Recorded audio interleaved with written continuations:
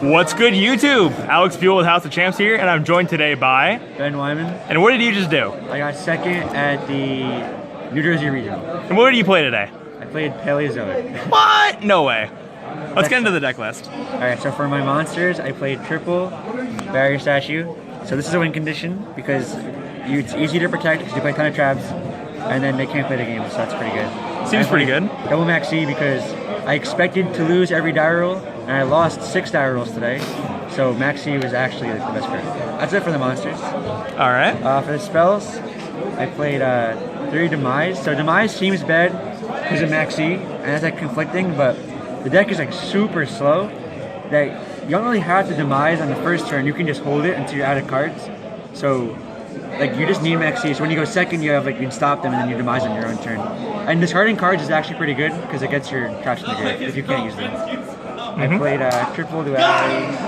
I tried these spells for consistency because you can like stall. You have so many good survival tools. You don't need to special summon a lot. And this card with Demise is also just like game because it puts you so far ahead. That's it for the spells. And then for the traps. All right. So for the Paleozoics, for the uneducated folk home, what are Paleozoics and what do they do? So they're all trap monsters. And so while on the field they have one effect, and while they're in the grave, once per chain, if I activate a trap card, I can summon it from my graveyard. It's unaffected by monster effects, and when it dies, it gets banished. But it's a level 2, so you just succeed with it usually. So okay. I played 3 of this one. This one says discard a Paleozoic and draw 2. This is the best one. You want this card in every opening hand. It just puts you far ahead, lets you play without interacting with your opponent. Which is good. 3 of this one. This one is just MST. It's just good for basic disruption. Every deck either plays traps or scales, so it's just nice. And you also just need the names. 3 Book of Moon. This card is super important because it protects your barrier statue. So, because they can only summon once per turn, you just book the monster they summon. And then 3, this one is Shrink. Also, I thought it'd be shitty, excuse my language. But it was actually like one of the best. Like I was so happy every time I drew this with a barrier statue because there are just no normals that are over 2,000 attack, and no one really plays around it. So they attack and they die in the damage step, and then I can like push for free damage. Seems good. Board is clear. So that's it for the Paleozoics. And then for the traps, 3 of this one. So what it does is when your opponent summons a monster, you book it face down forever. And it is very, very good because it helps you just stall out the game. Because the goal is to just stall out the game, load up your grave with traps, and then summon them all and make exceeds every turn. So as long as you can survive to the late game, then you're set. 3 Wabaku. This card was the talk of the This was the best card in the deck by far. Helps you survive. When they attack, you activate it, summon one from your graveyard, and then it can't kill it. So you have like a guaranteed like monster for exceed plays next turn. Also, this deck, I did not play slow, but it does go into time a lot. And this card in time is very not fair.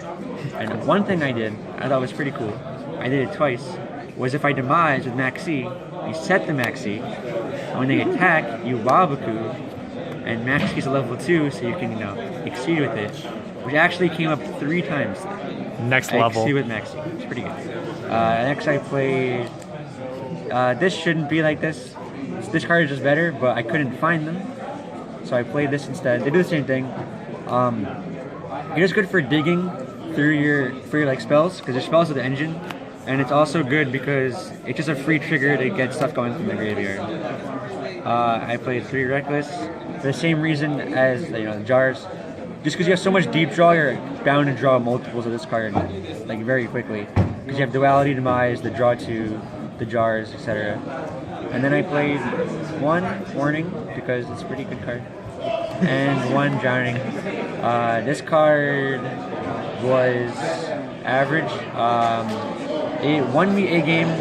It got Twin Twistered a lot. I would not play it going forward. Originally, this was I was supposed to play Quaking Mirror Force, but I could not get them in time. So I put this and the Maxis in instead. But the Maxi was so good. So that's the main deck. It's 40 cards. Sounds good. 40 cards is consistent. Extra or side deck? Whichever you want. Okay, so this is the best card in the deck. The goal is to make him as much as possible. So what it does is It's unaffected by monster effects. Once per turn during either player's turn, you detach a material and pop any card on the field, which is extremely relevant. You have the barrier statue.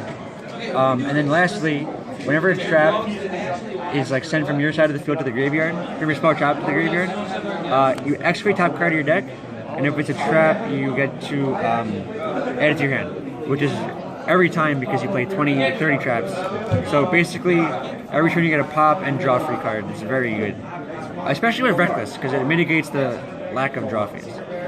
I played 2 Sky Cavalry. This card is very good against Burning Abyss, and because it outs Pilgrim and Beatrice and stuff. And I didn't play any Blue Eyes, but this card is super good against Blue Eyes because it kills Spirit and Azure. The second one came up against the Burning Abyss player. I played this card. This card is good because it's like the only rank 2 that's like big that only needs 2 materials because the Paleozoic needs 3. It also outs Decree. If it's like a pro, basically what it does is you attach a material, target a card on the field, and like side blocker while this is surviving. So it outs Decree. I used it on a Fog Blade, like an attack on my opponent's Break Sword. It's pretty good, and it's just big, which is important. Cat Shark, he's really good. I made him in time a lot because he can't die by battle, and by attaching a material, you target this, and you make him double attack. So you just beat over. That's how you get over problem cards, because your guys are really weak. So if you can't pop something, you need this to attack over. I played Downer. I made this once in time. I was in time, I think 7 rounds out of 9 at a time. I'm now a sole player at the record show, so this card's good because it pierces in time. This card I never made. This is for cherries. This is for cherries. This is for cherries. This is for cherries. I drew cherries once, I lost that game, so obviously not very good. Apparently not. This card is good because it does extra damage. Yeah. And then this card is good because I made this card once. I made this card once too because you overlay for it with 2 barrier statues, and then it summons this guy.